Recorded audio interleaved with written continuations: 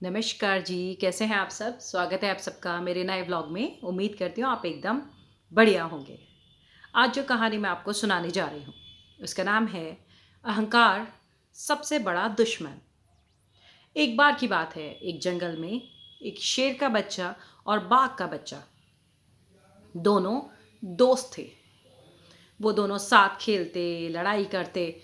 इतनी गहरी दोस्ती थी, उन्हें ये तक नहीं पता था कि हमारी प्रजाति अलग-अलग है।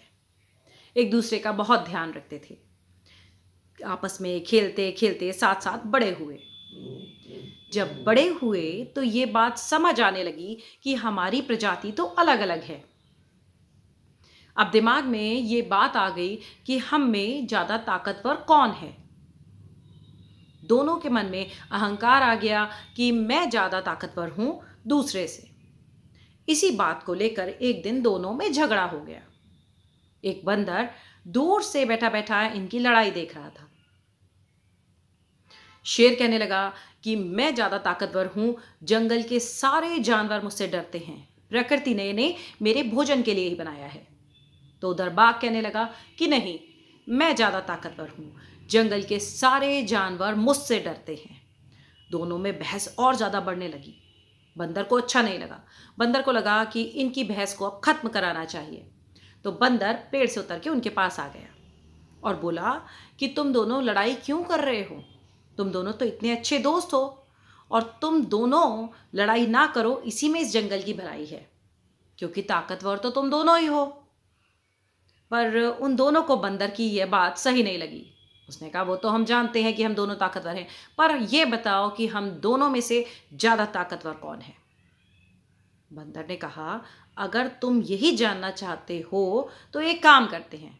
जब भी इस जंगल में कोई विवाद, कोई सुझाव चाहिए होता है या कोई विवाद सुलझाना होता है ना, तो बुजुर्ग हाथी है, वही सब फैसले करता है, उसके पास चलते हैं।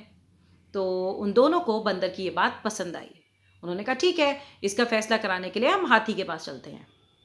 तीनों हाथी के पास गए और उसको सारी बात बताई। हाथी ने कहा तुम दोनों बचपन से साथ रहे हो, एक दूसरे के पक्के मित्र हो। बचपन में तुम्हें यह भी नहीं पता था कि तुम्हारी प्रजाति अलग अलग है। तुम एक दूसरे से बहुत प्यार करते थे, एक दूसरे से लड़ते झगड़ते फिर मिल जाते थे। तो अब तुम्हारे अंदर यह भावना क्यों आ गई? क्योंकि तुम्हारे अंदर अहंकार आ गया है। तुम अपनी उस मित्रता को भी भूलने के लिए तैयार हो। उसने कहा शेर, तुम्हें याद है जब तुम्हें एक बार शिकारी ने अपने जाल में पकड़ लिया था, तो यही बाघ था जिसने अपनी जान की परवाह किए बिना तुम्हें बचाया था। यह सुनकर शेर का सर नीचे हो गया। दूसरी ओर उसने बाघ को कहा बाघ, क्या तुम्हें याद है कि जब तुम्हें जंगली कुत्तों ने और लकड़बग्घों ने घेर लिया था, तो तुम्हारी जान बचाने के लिए कौन आया था अपनी जान की परवाह किए बिना? यही वो शेर था जिसने तुम्हें बचाया था। तो अब तुम दोनों का अहंकार इतना बढ़ गया कि तुम उस दोस्ती को भूल गए। ये बात सुनते ही बाघ को भी शर्म आ गई। हाथी ने उन्हें समझाया कि क्यों ना तुम उसी प्यार से रहो जिससे तुम बचपन से रहे हो। भगवान ने सोच समझ कर ही तुम्हारी प्रजाति अलग अलग बनाई है। कुछ गुणों में शेर तुमसे बेहतर है, तो कुछ गुणों में बाघ तुम शेर से बेहतर हो। इसलिए अपने इन गुणों को पहचानो। भूल जाओ इस अहंकार की भावना को जो तुम्हें ये सोचने में मजबूर कर रही है कि हम दोनों में से आगे कौन है, यानी ज्यादा ताकतवर कौन है। सिर्फ याद रखो अपनी दोस्ती, अपने प्यार को, क्योंकि ये अहंकार तुम्हें तुम्हारी बचपन की दोस्ती तोड़ने पर मजबूर कर रहा है, जिसमें तुम दोनों का ही नुकसान है और साथ में इस पूरे जंगल का भी। अगर तुम भलाई चाहते हो तो अपनी मित्रता को, अपने प्यार को बनाए रखो और भूल जाओ कि कौन बड़ा या ज्यादा ताकतवर है।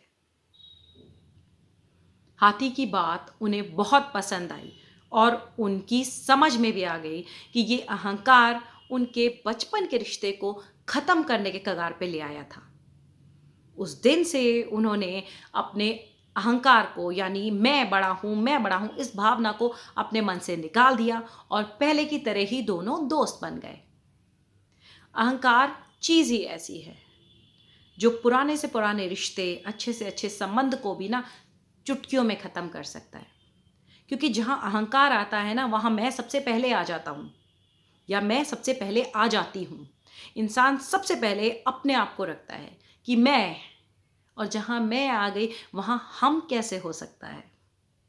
इसलिए मिल के रहिए, प्यार से रहिए, अपने रिश्तों के साथ खुश रहिए और इस अहंकार को अपने किसी भी रिश्ते के बीच कभी मत आने दीजिए।